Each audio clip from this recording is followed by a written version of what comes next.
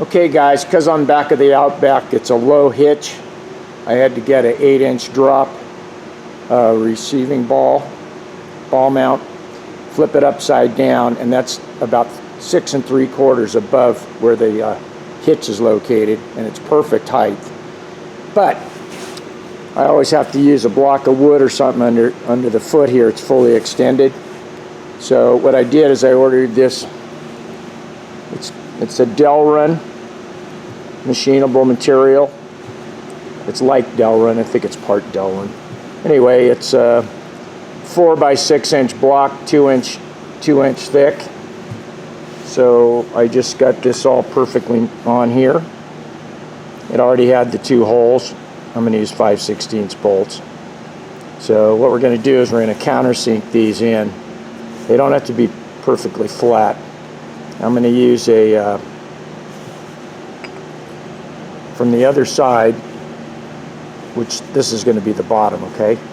I'm going to use a 5/16 stainless Allen bolt, 2 inches long. Countersink these approximately a 1/2 inch, and I'll use a AN washer, so it's not real large diameter. All right, and then it's going to poke through here with the regular washer and a nylock on it. So, and that will take care of the problem, and it lives with the trailer, and it's Samo. All right, guys. Well, I ditched the washers. The hole was going to be too big, and I didn't want to wallow around and ruin it. By the way, this is this was only about $24 on Amazon, delivered to me.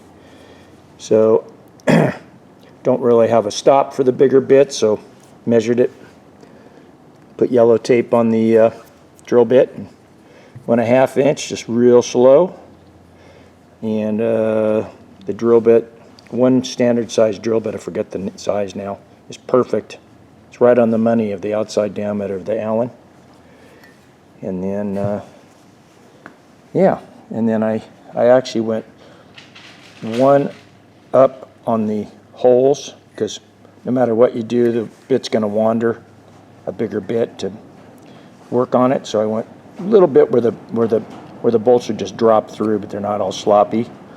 Then I did the same on the top of the plate, so I had a little bit of wiggle room. And then I could measure all this, and it's 3/4 straight. And yeah, my depth on the countersink, right, perfect. I got about 2 or 3 threads above the nylock. Washer underneath. Yeah, it's going to stay on the trailer. Let's put it on and see what it looks like. Storm moving in.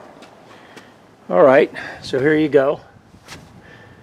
Like I say, the ball mount is about that tall, or maybe even higher.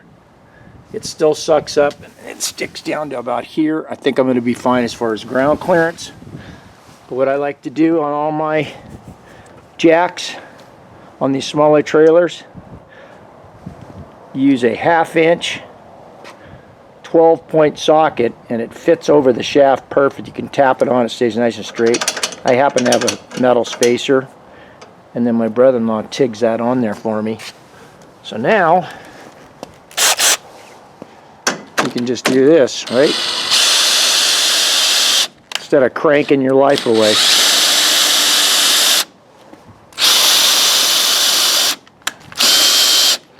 All right, and once I get it off and pulled all the way up when it's on the car, then I take a regular ratchet. I always carry it, not this one, but a cheaper one in the cars. And then I top it out all the way up and give it a little reef, and it can't come loose and drop down. But that should work slick as long as I got enough clearance to the ground, which I think I do. You're gonna have to squish this thing all the way down for that thing to hit. But all right, well, that's my little trailer jack update.